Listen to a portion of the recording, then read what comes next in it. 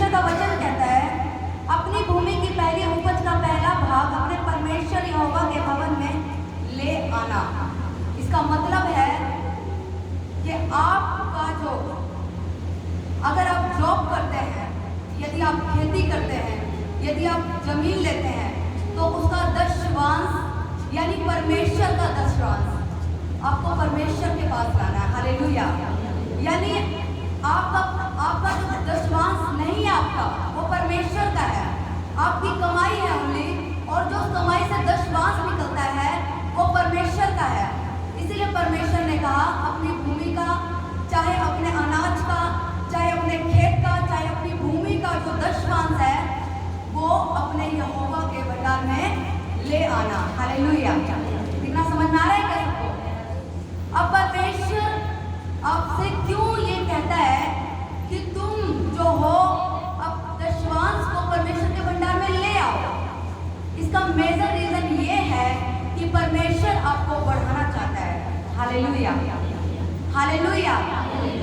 ध्यान से सुनेंगे, परमेश्वर आपको बढ़ाना चाहता है, आपको ऊंचा करना चाहता है, आपको वो पूंछ नहीं सिर ठहराना चाहता है। ताज देखा है क्या? ताज जैसे चमकता है ऐसा चमकाना चाहता है। आज एक व्यक्ति बढ़ता कैसे है, कैसे बढ़ता है वो आज हम जानेंगे। हालेलुया। जब वो व्यक्ति छुटकारे में हो, शांति में हो, बरकत में हो, आशीष में हो, तभी एक इंसान क्या होता है? बढ़ता है। हालेलुया। समझ में आ रहा है ना? एक इंसान कब बढ़ता है? जब उसकी लाइफ में छुटकारा ओपन होता है, छुटकारा आता है, बरकतें आती है, आशीषें आती हैं, जब वो फ्री होता है।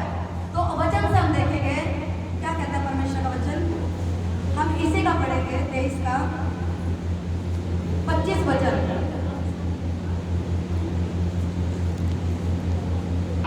परमेश्वर का वचन कहता है, तू अपने परमेश्वर यहोवा की उपासना करना, तब वह तेरे अन्न जल पर आशीष देगा। तब यानी कि जब तू अपने परमेश्वर की उपासना करेगा, उसके दान दशवांश को बोएगा, तब वो तेरे अन्न और जल पर आशीष देगा। Hallelujah, hallelujah. आज पैसा प्रॉब्लम नहीं है, लोगों की प्रॉब्लम पैसा नहीं है, आज वचन है जो वो मानते नहीं है। आज पैसा है लेकिन गरीबी फिर भी है, पैसा है छुटकारा फिर भी नहीं है, पैसा है बीमारी फिर भी है, पैसा है फिर भी दुष्ट आत्माओं में ग्रसित है, बीमारियों में है, कर्ज में है। क्यों? क्योंकि पैसा तो है लेकिन परमेश्वर का वचन जो है आप लोगों की लाइफ से पूरा नहीं हो रहा है। Hallelujah, hallelujah.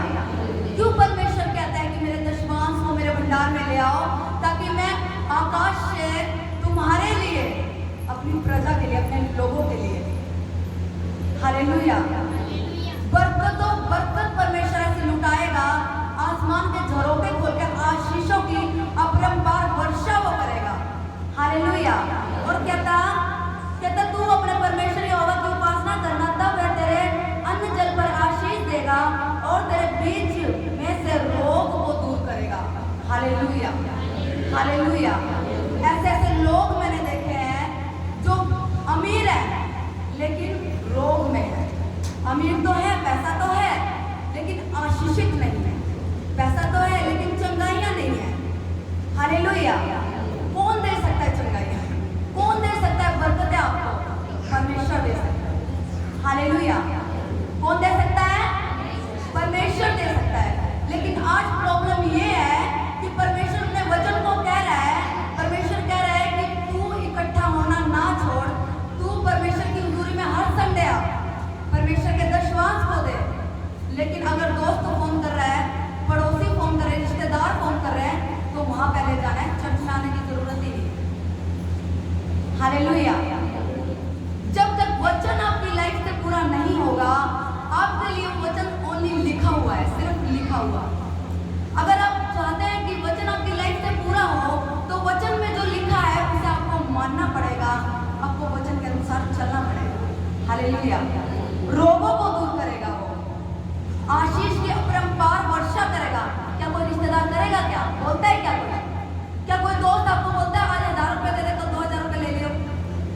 हालेलुया, यस या नो? क्या कोई पड़ोसी कहता है क्या आज मेरे साथ चल, तू चर्च में नहीं गया तो तुझे मैं आशीष दूंगा, मैं तुझे बरकत दूंगा, कहते हैं क्या? लेकिन आज मनुष्य को क्यों इंपॉर्टेंस दिया जाता है, परमेश्वर के वचन को क्यों नहीं दिया जाता, जबकि परमेश्वर वो कर सकता है जो मनुष्य आपके लिए नहीं कर सकता। Hallelujah, hallelujah. परमेश्वर का वचन सच्चा है, आपको उस पर विश्वास करना पड़ेगा, अपनी भेंटों को, अपने दशवांश को परमेश्वर के भवन में देना पड़ेगा। मैं नहीं कहती एक बार, दो बार या कमी में घटी में, मैं ये कहती हूँ कि जैसी भी सिचुएशन में बंदा जी रहा हो, लेकिन अपने दशवांश को परमेश्वर के भंडार में लेकर आओ। Hallelujah, hallelujah. क्योंकि परमेश्वर इस वचन के द्वारा आपको बरकत देगा, इस दान दशवांश के द्वारा आपको बरकत देगा। हालेलुया। अब ये कैसे मुमकिन है जब हम परमेश्वर की हुजूरी में आना नहीं चाहते, भेंटों को देना नहीं चाहते, दशवांश निकालना नहीं चाहते, तो कैसे मुमकिन है कि परमेश्वर अपने कामों को तुम्हारे ऊपर जाहिर करेगा या अपने भेदों को तुम्हारे ऊपर जाहिर करेगा? अगर आप आशीषित होना चाहते हैं तो परमेश्वर के वचन को आपको पूरा करना पड़ेगा। हालेलुया, समझ में आ रहा है क्या?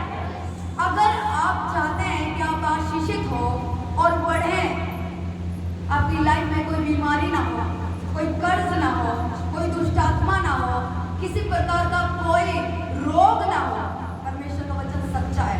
यहाँ कहता है वो तुम्हारे जीवन से रोगों को दूर करेगा, तुम्हारे अन्न और जल पर आशीष देगा, तुम धन्य हो अंदर आते हुए, धन्य हो बाहर जाते हुए, तुम्हारा काम धन्य होगा, तुम्हारा फाइनेंस धन्य होगा, तुम धन्य होगे, तुम्हारा परिवार जीवित होगा।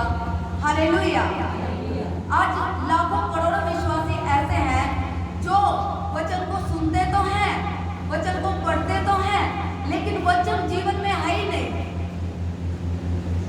इसीलिए वो ऐसे रहते हैं कि बस प्रेयर में आ गए, जब बड़ी मीटिंग हो तो आ गए, छोटी मीटिंग हो तो कोई मतलब नहीं। परमेश्वर का वचन कहता है जहाँ 2 या 3 जन उसके नाम से इकट्ठा होते वो उनके बीच में। हालेलुया। उसने कहा है कि तुम इकट्ठा होना ना छोड़ो, क्योंकि आप एक परिवार हैं। Hallelujah, hallelujah. आप देखते हैं कि परिवार की जो ताकत होती है, परिवार की जो वैल्यू होती है वो ज्यादा होती है। आप समझ रहे हैं क्या? अगर परिवार में से एक बंदा अलग हो जाए तो वो अकेला हो जाता है। हालेलुया।